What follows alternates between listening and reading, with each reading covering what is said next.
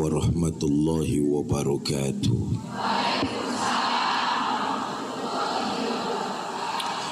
Alhamdulillah, salatu wassalamu ala rasulillah, amma ba'du. Yang mulia para ulama, para kiai, para asatiz dan asatizah, yang saya hormati para tokoh masyarakat, pimpinan Majelis Taklim Gabungan, DKM Masjid Al-Muhajirin, ibu bapak, saudara-saudara kaum muslimin yang saya cintai. Manusia adalah makhluk sosial yang harus bermasyarakat. Sebab siapa dan betapapun kita nggak bisa hidup sendirian. Kita perlu bantuan orang lain dan orang lain perlu bantuan kita.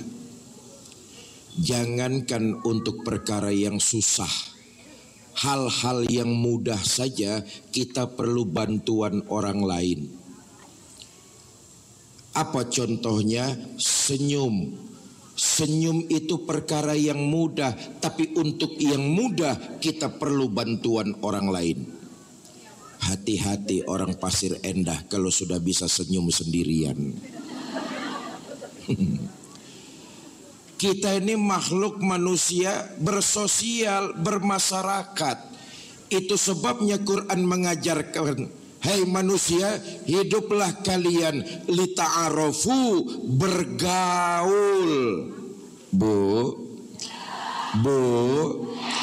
Bergaul.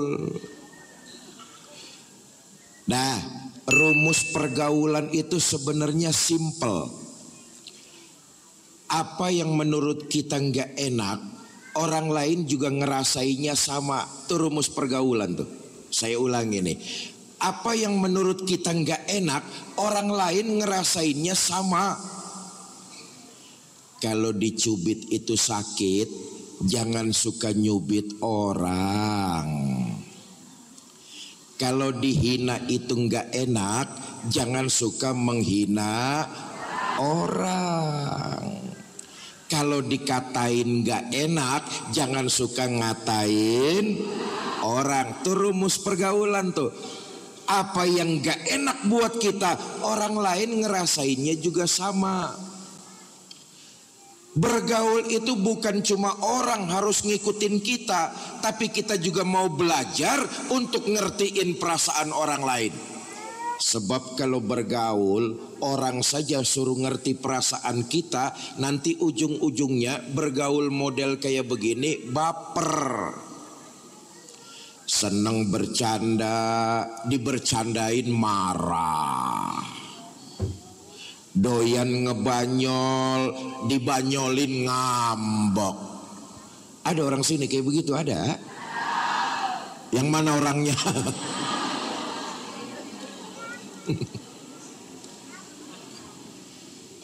Nah, Bapak Ibu saudara-saudara, yang perlu kita ingat dalam pergaulan itu pasti membawa dampak baik dan dampak buruk. Betul atau tidak? Dampak baiknya kita ambil, dampak buruknya kita tinggalkan. Apa saja pergaulan yang membawa dampak buruk? Ini saja yang ingin saya sampaikan nih. Mudah-mudahan pidato saya pagi ini di Al-Muhajirin selesai dalam waktu 5 menit ini.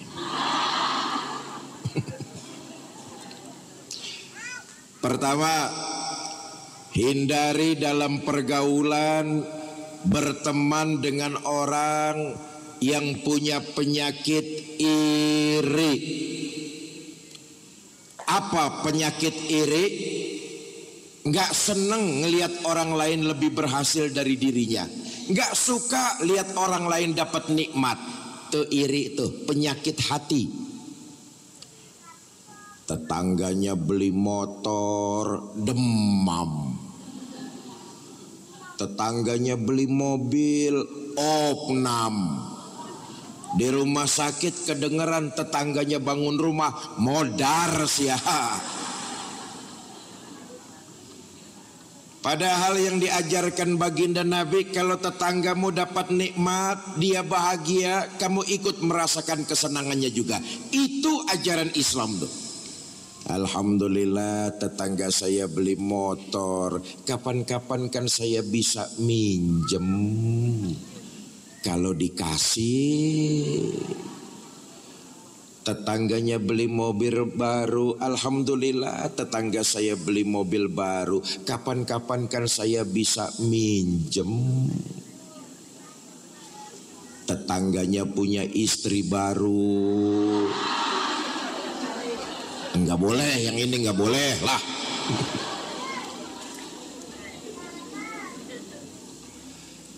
Tapi sebaliknya, kalau tetanggamu mendapatkan bencana, terkena musibah, dia susah, kamu ikut merasakan kesulitannya juga.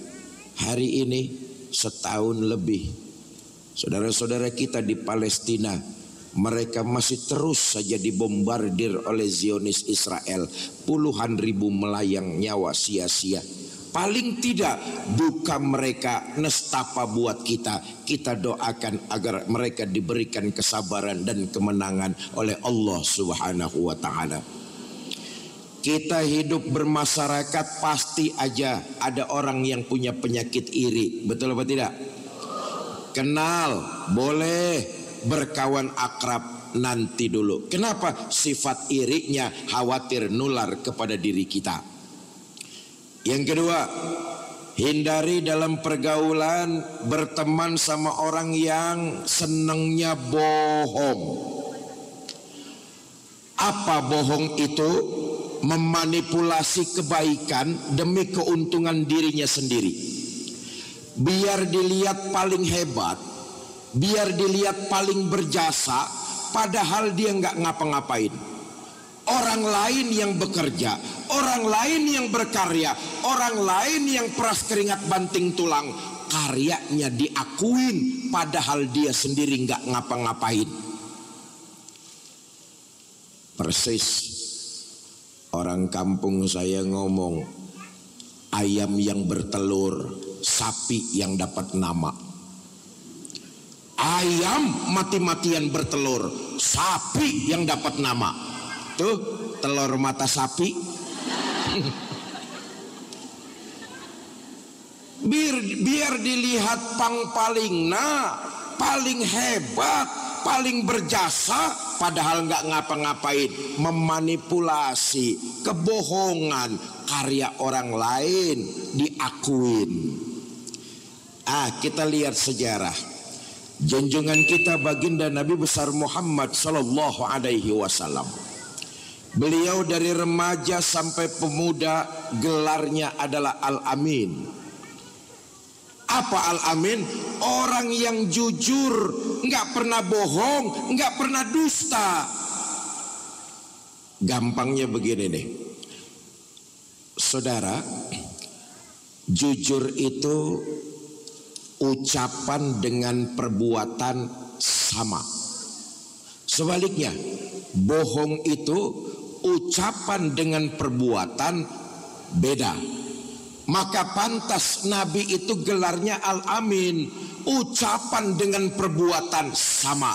Itu sebabnya Nabi kita jadikan pemimpin abadi dari dunia sampai akhirat, karena ucapan dengan perbuatan sama. Maaf, sekarang ini banyak pemimpin tapi ucapan dengan perbuatan beda.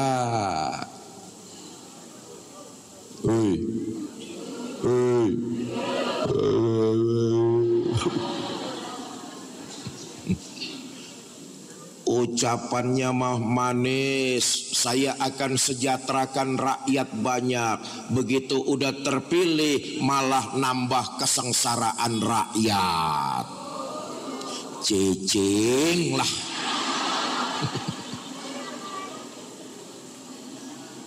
Loh, kita nih rakyat, kata orang sekarang ini ibarat sudah jatuh tertimpa tangga kegiles motor. Lihat saja indikasinya, pengangguran terus bertambah, lapangan pekerjaan nggak mudah, nyari uang hese, betul apa tidak?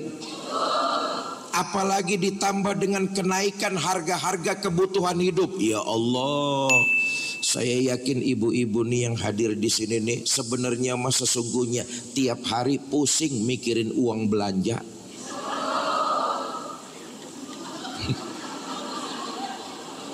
Tuh jawabnya dalam hati betul itu. Semua harga-harga ini pada naik sekarang, bener apa enggak? Yang turun cuma harga diri doang. Ayo lihat, beras naik, cengek naik, daging naik, telur naik,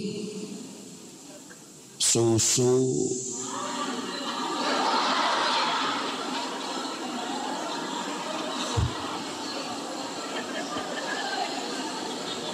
seserian budak letik ya ngerti tong.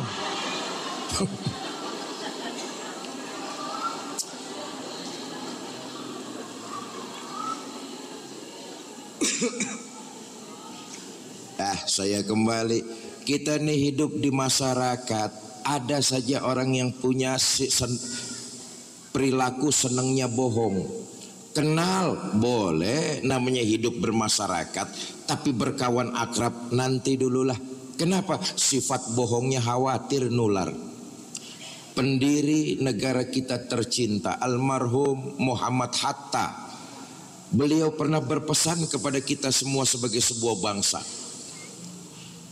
kalau nggak pintar bisa diperbaharui dengan banyak belajar, nanti juga lama-lama pintar. Itu kata almarhum Muhammad Hatta. Kalau tidak pengalaman bisa diperbaiki dengan banyak latihan, nanti juga lama-lama jadi pengalaman. Tapi kalau sudah tidak jujur, susah diperbaiki. Kenapa? Sekali ada kebohongan, akan ikut kebohongan-kebohongan berikut di belakangnya. Kenal boleh, tapi berkawan akrab nanti dulu. Apalagi kita sebentar nih akan melaksanakan pilkada, pesta demokrasi. Terserah mau pilih yang mana. Saya cuma pesan jangan pilih pemimpin yang bohong.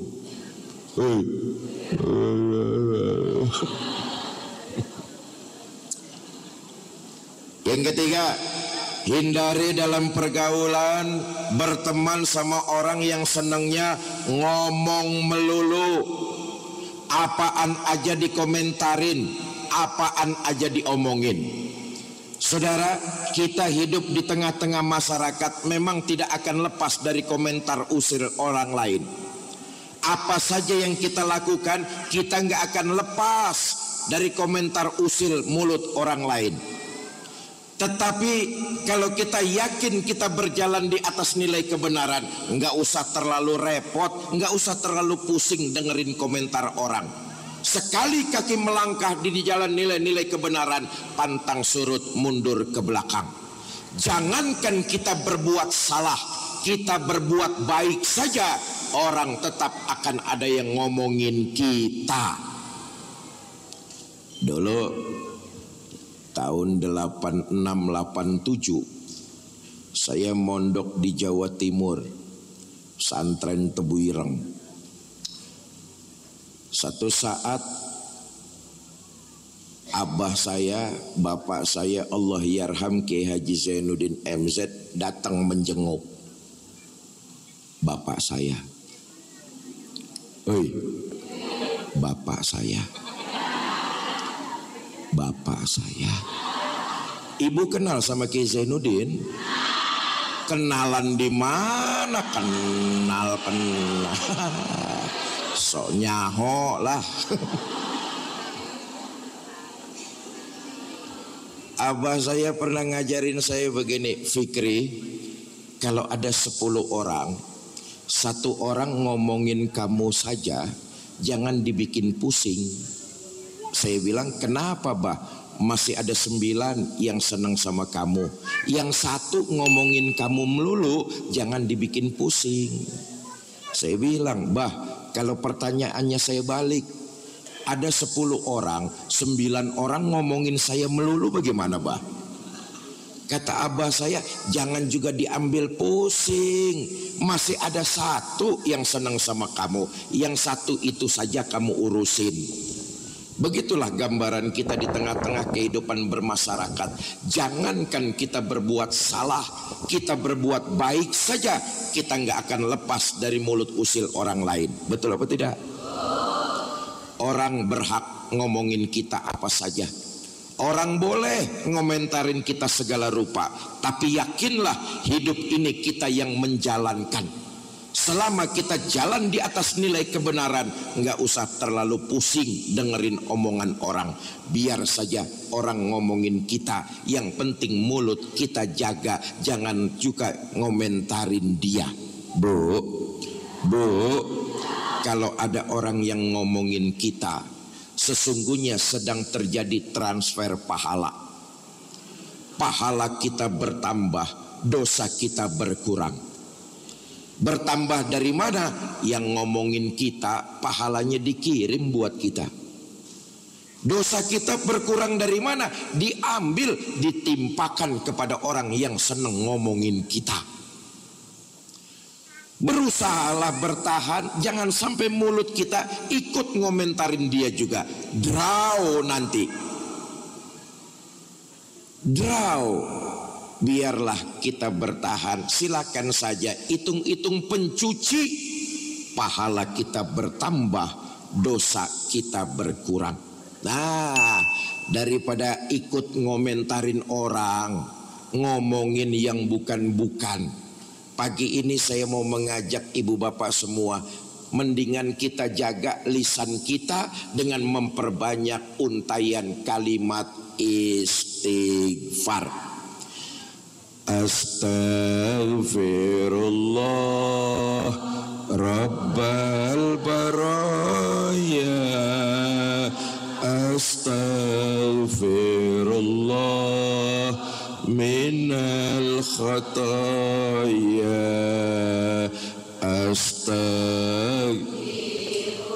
Allahumma arhamna fa innaka khairur rahimin, Allahumma ansurna fa innaka khairun nasirin, Allahumma ighfir lana fa innaka khairul ghafirin, Allahumma aftah lana fa innaka khairul fatihin, Allahumma rzuqna fa innaka khairur raziqin, birahmatika ya arhamar rahimin.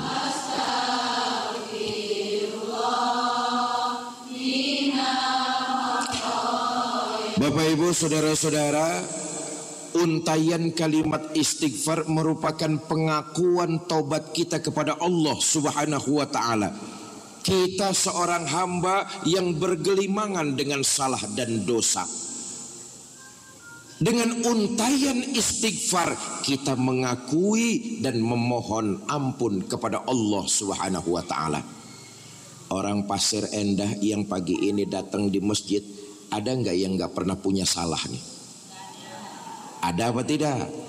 Semua kita pasti salah dan dosa seabrek-abrek. Seabrek-abrek ngerti? Saya Fikri Zainuddin MZ, boleh jadi salah dan dosa saya lebih besar dari ibu bapak semua. Tapi Islam merupakan agama yang memberikan harapan pasti.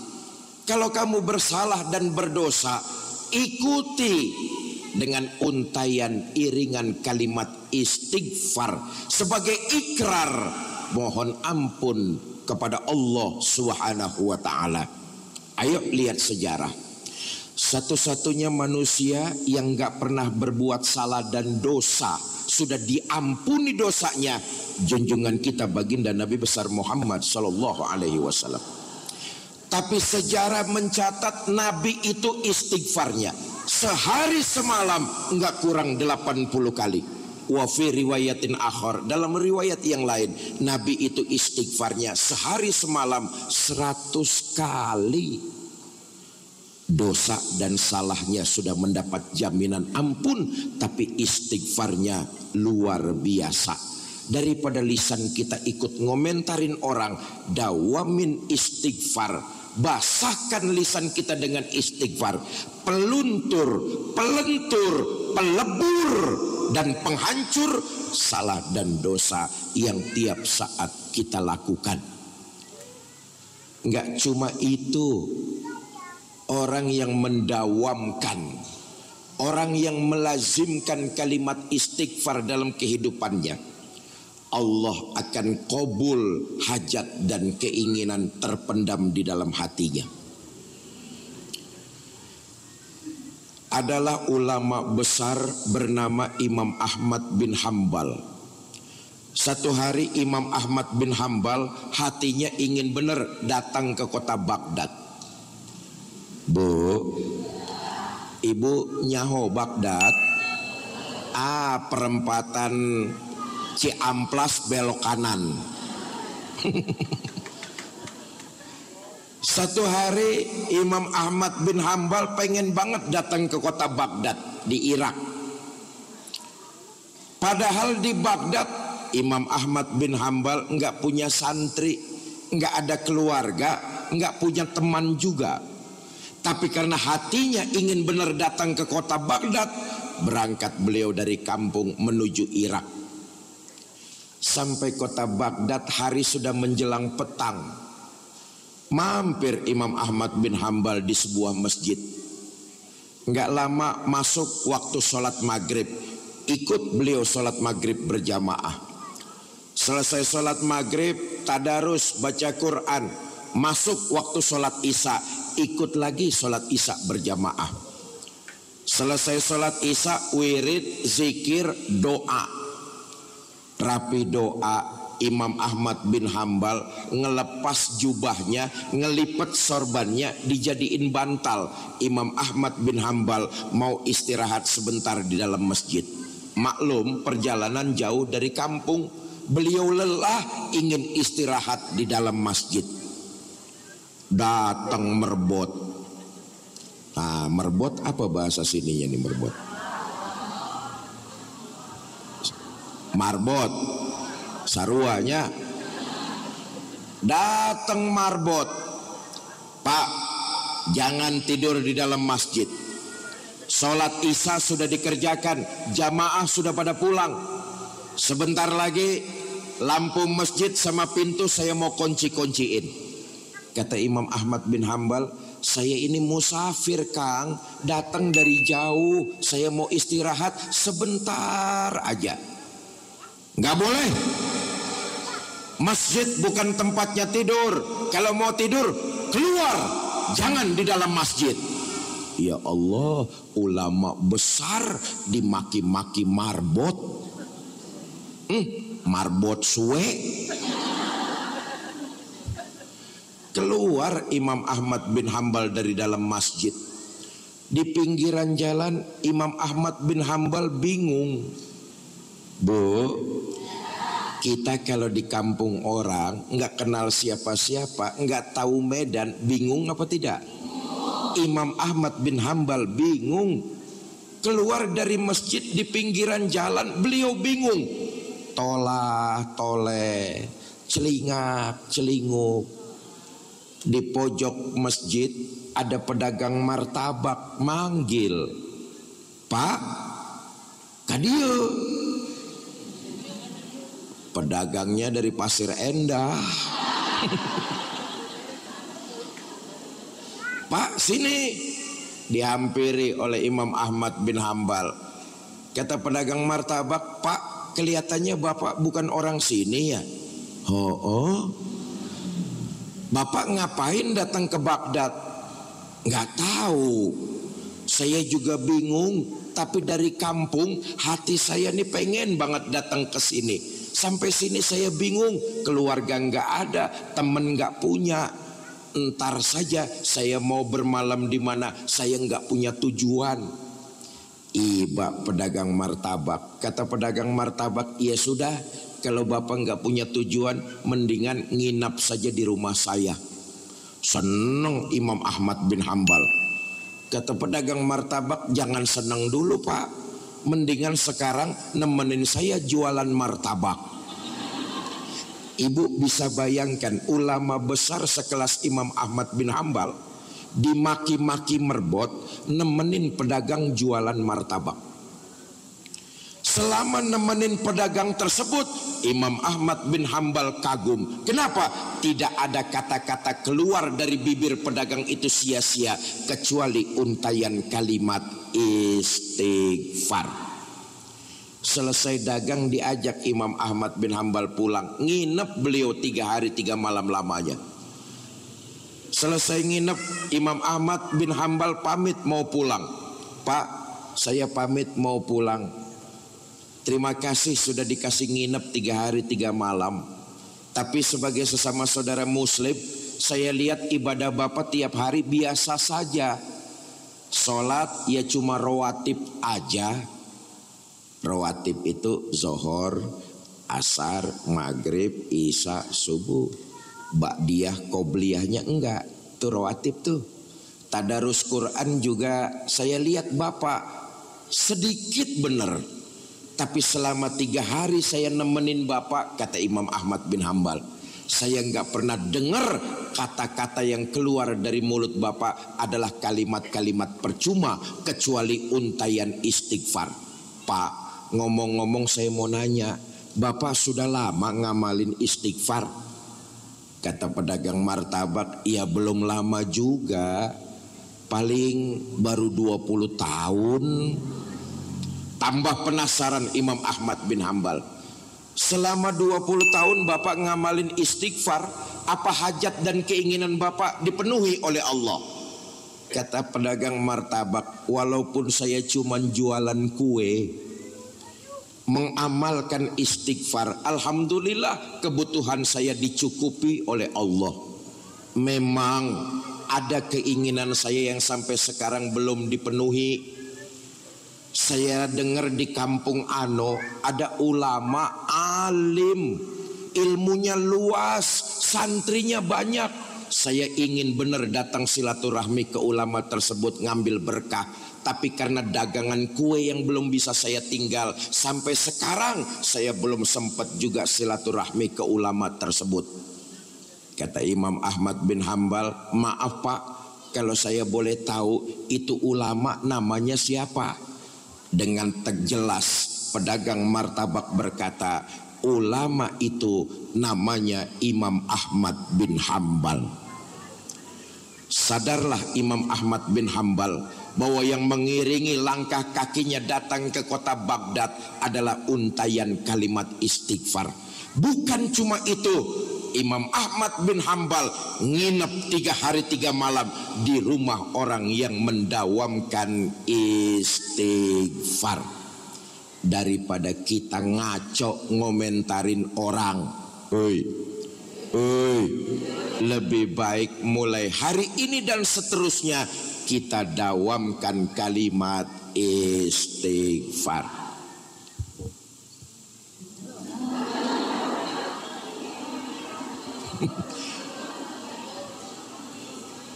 Ini pidato di sini sampai jam berapa ini? Jam 12. Udah nggak bayar nawar lagi jam 12. Nah, saudara, yang kedua tadi yang pertama tuh, pergaulan membawa dampak baik dan dampak buruk. Dampak baik kita ambil, dampak buruk kita tinggalkan. Yang kedua, lewat pengajian ini tentu semua kita hadir dalam pengajian untuk meningkatkan kualitas iman. Betul apa tidak? Dakwah mengantarkan saya ke seantero Nusantara, Republik Indonesia tercinta. Dari mulai Aceh sampai Papua, Sabang sampai Merauke. Saya bangga dan bersyukur bahwa giroh umat Islam dalam acara-acara pengajian semacam ini sungguh sangat luar biasa. Itu tidak lain dan tidak bukan adalah untuk meningkatkan kualitas iman. Saya yakin yang hadir pagi ini di Masjid Al-Muhajirin ini ada 50 orang nggak nih? 100 orang? 200 orang? 2000 orang? Campur yang goib di jalanan itu. Ini ratusan orang yang hari pagi ini datang nih, saya yakin imannya mantap, akidahnya kuat, dan mudah-mudahan ini semua rombongan orang-orang selamat. Tapi saya titip pesan, kalau mau selamat jangan sendirian saja. Ajak anak-anak kita juga tuh, yang di rumah atau yang lagi main entah kemana. Karena memang itu kewajiban kita sebagai orang tua.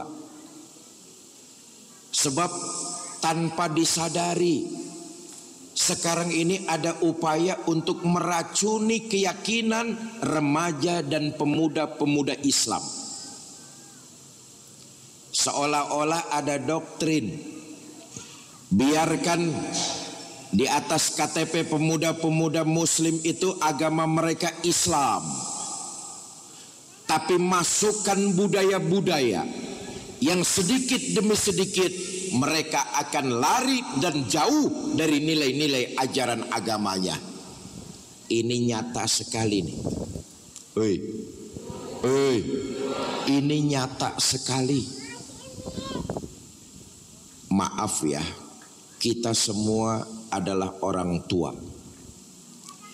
Anak-anak kita itu lebih banyak waktunya di luar rumah ketimbang dengan kita orang tuanya. Betul apa tidak? Dia habiskan waktunya di sekolah, dia habiskan waktunya di luar bersama kawan-kawannya, dia habiskan waktunya dalam pergaulannya. Pulang ke rumah sama kita paling minta uang makan sare. Betul apa tidak? Tapi tolong, ini tugas kita bersama. Walaupun anak-anak kita sudah minta izin, tetap dipantau, tetap dimonitor. Sebab cara yang paling gampang menghancurkan Islam, caranya seperti itu tuh. Sekarang ini menghancurkan Islam nggak perlu repot-repot rubuhin masjid. Menghancurkan Islam nggak perlu repot-repot melarang majelis taklim. Menghancurkan Islam nggak perlu dengan cara meratakan pondok pesantren, nggak perlu. Tapi cara yang paling jitu menghancurkan agama Islam, masukkan budaya-budaya kepada remaja dan pemuda Islam. Coba lihat saja. Anak-anak kita nih sekarang salah pasang. Budaya malu tapi bukan pada tempatnya. Disuruh ngaji malu, disuruh pakai baju koko malu, disuruh cium tangan sama yang tua malu. Ditanamkan budaya malu tapi bukan pada tempatnya. Biarkan di atas KTP mereka tertulis agama Islam, tapi masukkan budaya-budaya yang menyebabkan remaja dan pemuda-pemuda Islam sedikit demi sedikit jauh dan lari dari ajaran agamanya. Ini tanggung jawab kita bersama sebagai orang tua nih. Sok lihat, dibanjiri anak-anak kita dengan budaya-budaya seperti minuman keras dan narkoba. Ini penyakit yang sangat meresahkan kita sebagai orang tua. Boleh jadi anak-anak kita di rumah karena kita pantau mereka clear, mereka bersih, tapi dalam pergaulan ada saja. Saya nggak tahu di Bandung, tapi di Jakarta tuh bahasanya nyekokin. Di dia naon namina? Sama ya. Ini kan kegalauan kita orang-orang tua Muslim nih. Kalau di rumah bisalah kita pantau dengan pasti, tapi kalau di pergaulan dibanjiri anak-anak kita tujuannya apa? Agar Islam lemah. Kalau Islam lemah, gampanglah itu, tinggal tunggu satu generasi Islam akan selesai di Indonesia. Makanya dibanjiri budaya-budaya minuman keras dan narkoba, dibanjiri kita budaya-budaya glamor. Contoh deh, saudara, minuman keras dan narkoba itu bukan budayanya bangsa Indonesia tuh. Budaya bangsa kita nggak mengenal minuman keras dan narkoba. Itu budaya impor. Lihat saja sejarah. Masuk dari luar. Orang luar mabok pantes. Kenapa pantes? Pertama, agamanya beda. Betul apa tidak? Pantes mereka mabok. Bukan budaya kita kok, budaya luar. Yang kedua, namanya mereka tuh bagus-bagus, pantes mabok. Orang luar namanya keren-keren. Michelle mabok, pantes. David mabok, pantes. Makanannya juga enak-enak. Hamburger, hotdog, spaghetti, McDonald. Muntah yang keluar keju. Eta budak Pasir Endah. Namina Udin. Ayah Udin di dia, ayah. Makanannya cuma pecel doang sama urap. Mabok, begitu muntah yang keluar. Ya terusin aja sendirilah. Itu yang terjadi itu. Anak-anak kita nih yang laki-laki dibanjiri dengan minuman keras dan narkoba. Judol, judi online. Ya Allah. Ini budaya-budaya luar yang datang memang sengaja dimasukkan untuk melemahkan agama Islam. Anak-anak kita yang perempuan juga nggak kalah. Dibanjiri mereka dengan budaya-budaya glamor. Dari sisi pakaian, Masya Allah. Kata Nabi begini, man tasabbaha biqaumin fahuwa minhum. Siapa orang yang mengikuti satu kaum tanpa dia sadari, dia sudah masuk jadi bagian dari kaum itu sendiri. Anak-anak kita nih sekarang lebih banyak jadi korban model, korban pakaian. Yang AWW, AWW, enggak di Bandung, enggak di Jakarta, enggak di desa, enggak di kota, sama. Gadis-gadis muslimah dibanjiri dengan budaya-budaya glamor dari cara berpakaian. Ya Allah, sekarang ini anak-anak gadis kita berani bener kemana-mana jalan sendirian cuma pakai celana pendek. Betul apa tidak? Saya pernah tuh di Jakarta mau berangkat pengajian. Di depan saya ada anak perempuan gadis naik motor sendirian pakai celana pendek. Maaf, dari belakang itu kan kelihatan bener belahan tunggirnya itu. Saya kan jadi serba salah. Saya liatin dosa, enggak diliatin.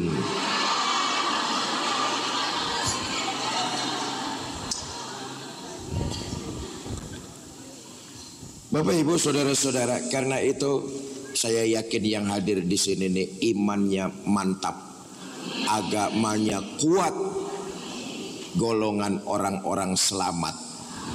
Semaksimal mungkin, sebisa mungkin anak-anak kita juga kita ajak untuk selamat. Bagaimana caranya? Menanamkan nilai iman di dalam hati mereka. Nah, Bapak Ibu saudara-saudara, meningkatnya iman seseorang kelihatan dalam kehidupan bermasyarakat.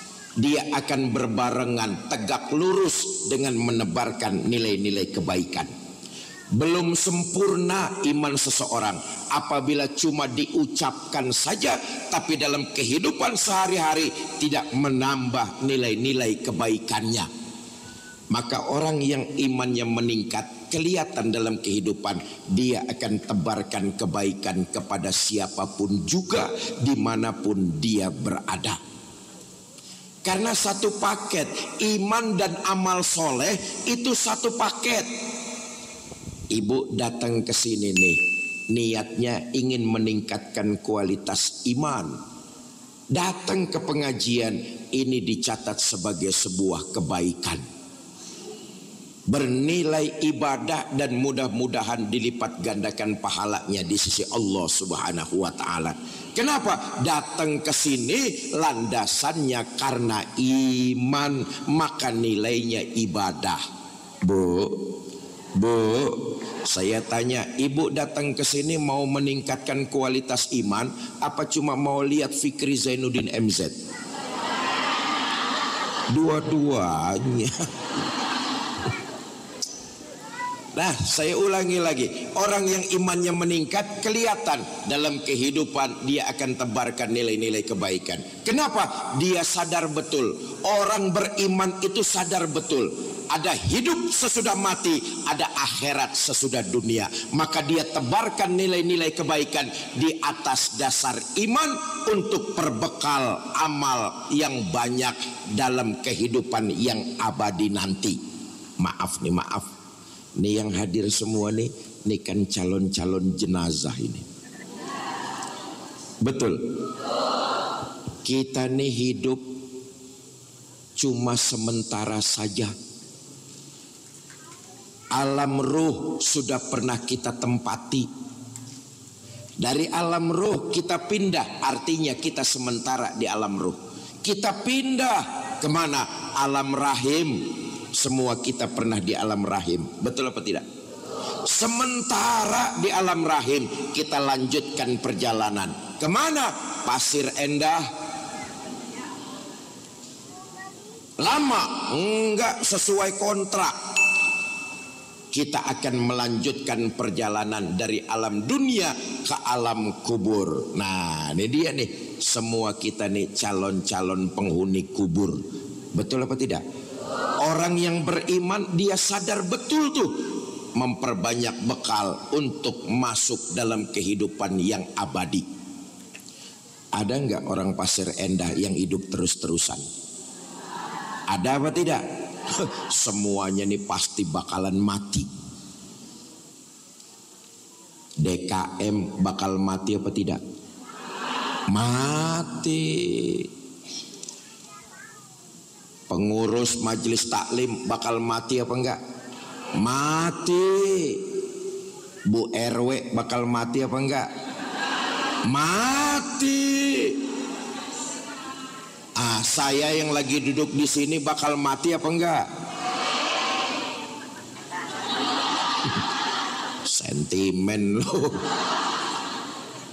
Suka atau tidak, terpaksa atau tidak, kita ini semua calon-calon penghuni kubur. Apa yang kita lakukan di alam dunia, apa yang kita lakukan sekarang ini, sesungguhnya kita sedang menyiapkan alam kubur kita. Orang beriman dia sadar betul akan menempati alam kubur, maka dia memperbanyak nilai-nilai kebaikan, bentuk dari ibadah dia kepada Allah Subhanahu wa taala.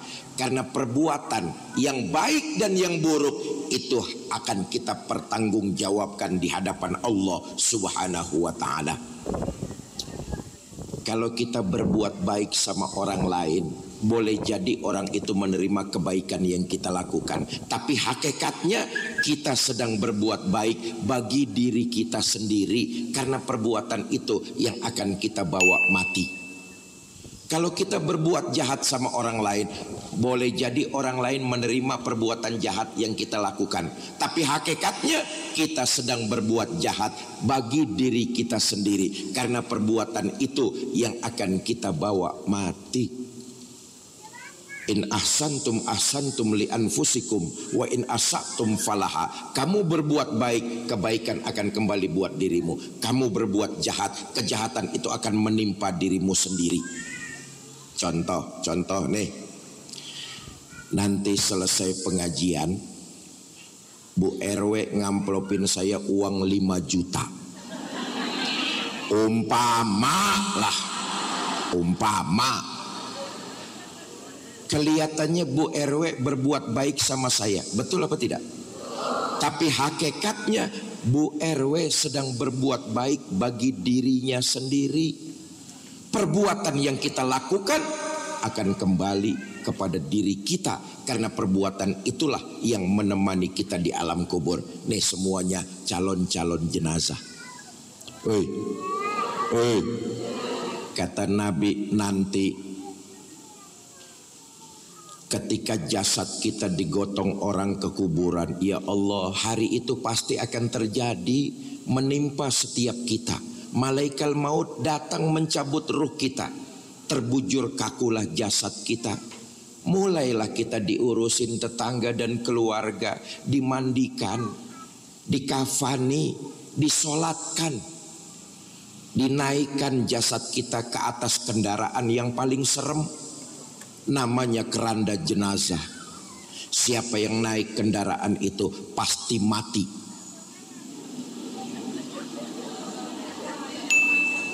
Belum pernah ada yang gagal. Diusung jasad kita ke kuburan. Kata Nabi, 3 yang nganter tuh, ahluhu wa maluhu wa amaluhu. Keluarga, harta, amal, perbuatan. 3 yang nganter tuh. Sayang yang 2 pulang. Siapa yang pulang? Ahluhu wa maluhu. Keluarga dan harta pulang. Nyatalah yang nemenin kita nggak lain perbuatan yang baik dan yang buruk. Harta kita tinggalkan, boleh jadi itu akan jadi rebutan ahli waris kita saja. Keluarga, pasangan kita yang katanya cinta dan sayang, manis di bibir nggak sesuai dengan fakta. Bu, kalau ibu-ibu mati duluan, paeh duluan. Jangan mengharap suami mau nemenin masuk ke dalam. Kawin deui. Apa suami nggak sedih ditinggal mati istri? Nah, ibu jangan salah sangka nih. Saya dengan suami ibu semua nih sama-sama laki-laki, punya perasaan. Saya kasih tahu nih, jangan dikira seorang suami apabila istrinya mati enggak sedih. Kami para suami tentulah akan bersedih ditinggal mati istri. Kenapa? Istri buat kami para suami belahan jiwa, pelipur lara. Pret.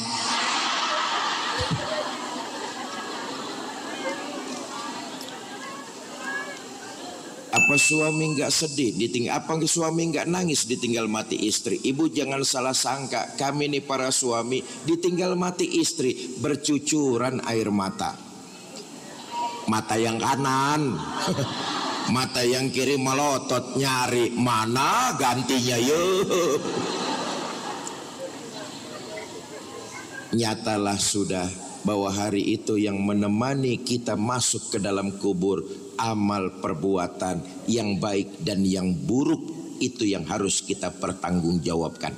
Dengan meningkatkan kualitas iman, kelihatan dalam kehidupan di tengah-tengah masyarakat, dia akan semangat dalam menebarkan kebaikan. Nah, pagi ini saya mau mengajak yang kedua. Saudara-saudara mau meningkatkan kualitas iman? Oh, yang jawab 30 orang. Bu, saya tanya, ibu-ibu mau meningkatkan kualitas iman?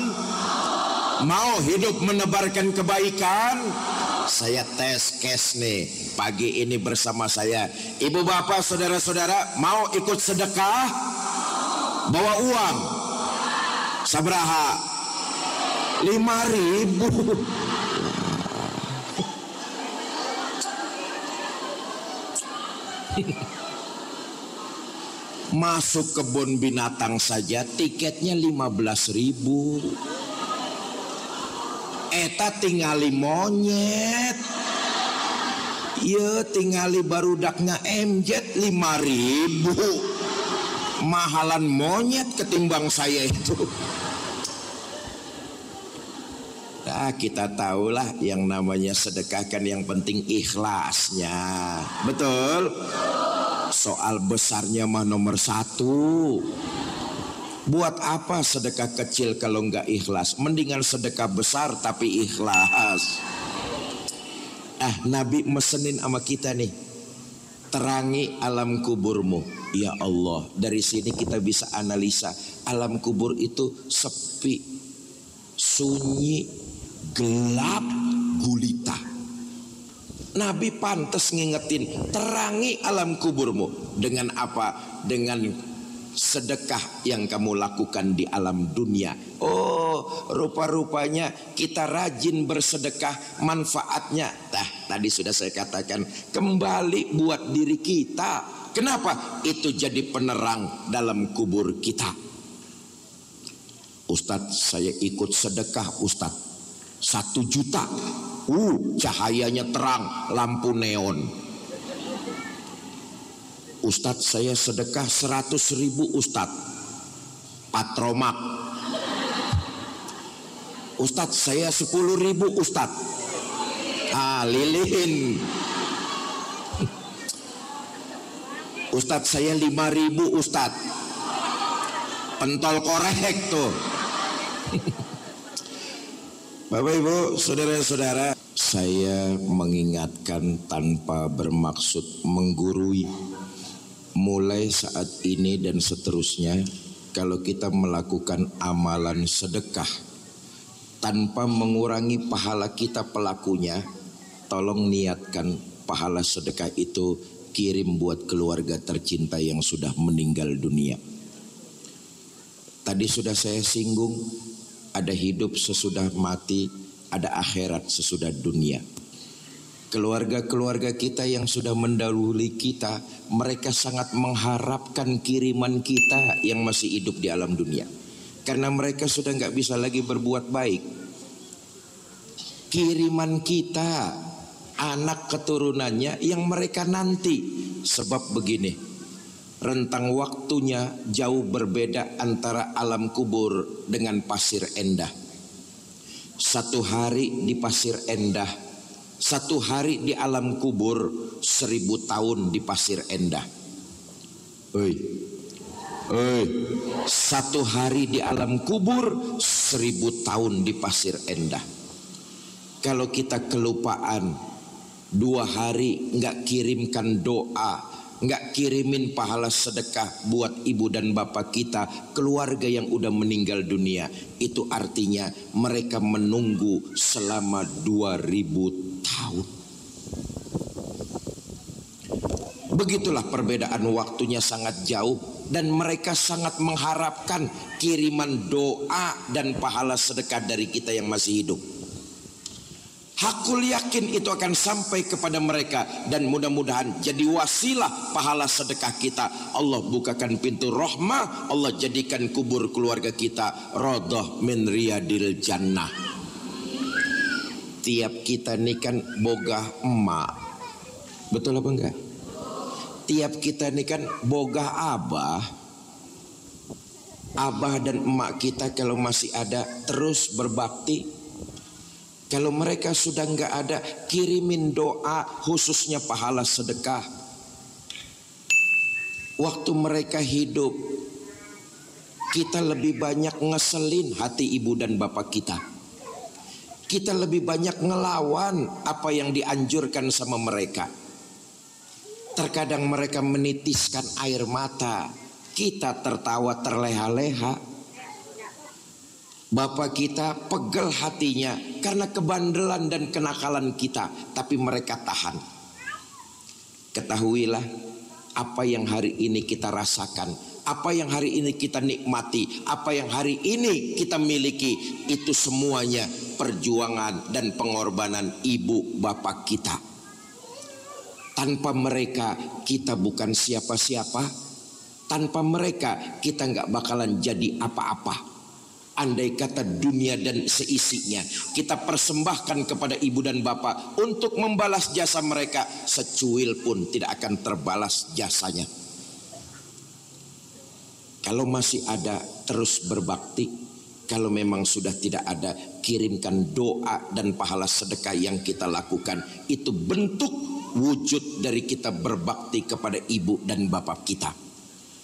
Yakinlah, kalau kita sering tawasul, mengirimkan doa kepada leluhur-leluhur kita, satu saat nanti kita akan merasakan, begitu kita sudah berkalang dalam tanah, kita sudah berada di alam kubur, anak keturunan incu kita akan melakukan hal yang sama yang kita lakukan kepada leluhur-leluhur kita. Baru kita merasakan nikmatnya luar biasa. Tapi kalau hidup ini kita kacang lupa kulitnya, nggak pernah ngirimin doa dan pahala sedekah kepada orang tua, yakinlah saudara, mafil abfil abna, bagaimana orang tua, anak akan begitu perbuatannya. Kita pun nggak akan pernah dikirimi pahala oleh anak keturunan kita. Nah, tanpa mengurangi pahala kita, mulai saat ini dan seterusnya, kalau kita melakukan amalan sedekah, kirim buat keluarga yang sudah meninggal dunia, sambil mengharap kepada Allah agar kubur mereka Allah jadikan radha min riyadil jannah. Bapak Ibu, ini acara saya yang kedua dan hari kedua saya muter di Bandung kota dan kabupaten. Doakan kami biar sehat dan kuat. Inilah yang dapat kami sampaikan. Mohon maaf bila ada kurang dan lebihnya, dan mudah-mudahan ini bermanfaat. Wassalamualaikum warahmatullahi wabarakatuh.